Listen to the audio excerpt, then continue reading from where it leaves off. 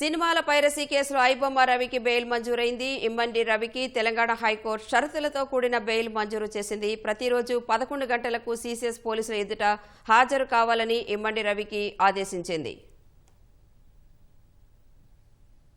చేస్తున్నటువంటి వ్యవహారంలో iBomma piracy sites నిర్వహిస్తూ రిలీజ్ అయినటువంటి సినిమాలను అందులో పైరసీ చేస్తూ అరెస్ట్ అయినటువంటి ఇమ్మండి రవి కేసులో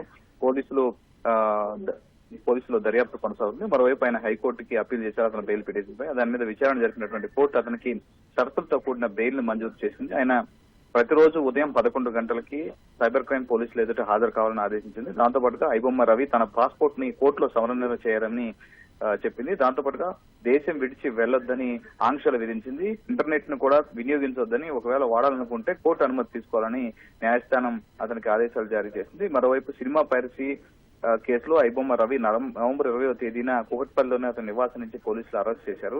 సో అతని మొత్తం ఇతని మీద 5 కేసులు నమోదయ్యాయి. పలు విభాగాలకు సంబంధించిన పలు సినిమాకు సంబంధించినటువంటి ప్రొడ్యూసర్స్, తర్వాత కొన్ని ఓటీటీ వెబ్సైట్లు వాళ్ళందరూ ఇచ్చినటువంటి ఫిర్యాదుల మీద మొత్తం 5 కేసులు అతని మీద నమోదయ్యాయి. 5 కేసుల్లో గత నుంచి పలుమార్లు అతని కస్టడీలోకి తీసుకున్నారు.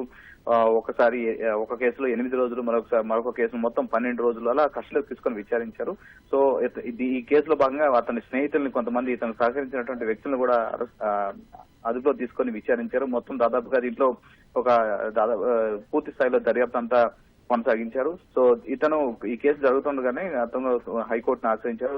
రెగ్యులర్ గా ఉన్నటువంటి నాంపల్లి కోర్టులో అతను బెయిల్ పిటిషన్ వేయగా ఈ బెయిల్ పిటిషన్ పలుమార్లు కొట్టేసింది. దీంతో ఆయన హైకోర్టు అప్పీల్ చేశారు.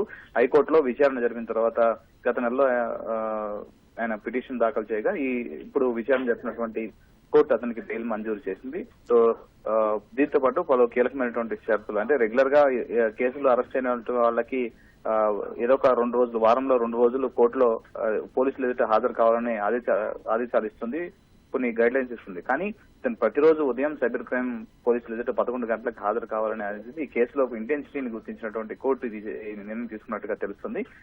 సో దీనికి సంబంధించినటువంటి దాంట్లో ఒకవైపు పోలీసులు కూడా దీనిలో ఛార్జ్ షీట్ ఫైల్ చేసేందుకు సిద్ధమవుతున్నారు. గతంలో ఈ కేసు అంటే గతంలో కొంతమంది అరెస్ట్ అయ్యారు. దానికి సంబంధించిన వ్యవహారం, దాంతో ఇప్పుడు ఐబొమ్మ రవికి సంబంధించిన ఇతర కేసులకు సంబంధించి మొత్తం ఇతని మీద నమోదైన 5 కేసులు కూడా ఛార్జ్ షీట్ వేయాలని పోలీసులు భావిస్తున్నారు. సో ప్రస్తుతానికైతే అతను జైలు నుంచి విడుదల అవుతున్నారు. ఈ రోజు లేదా రేపు ఆయన జైలు నుంచి విడుదలన్నారు. ప్రస్తుతం ఆయన చెంచల్గూడ జైల్లో రిమాండ్ ఖైదీగా ఉన్నారు. ధన్యవాదాలు నాగార్జున.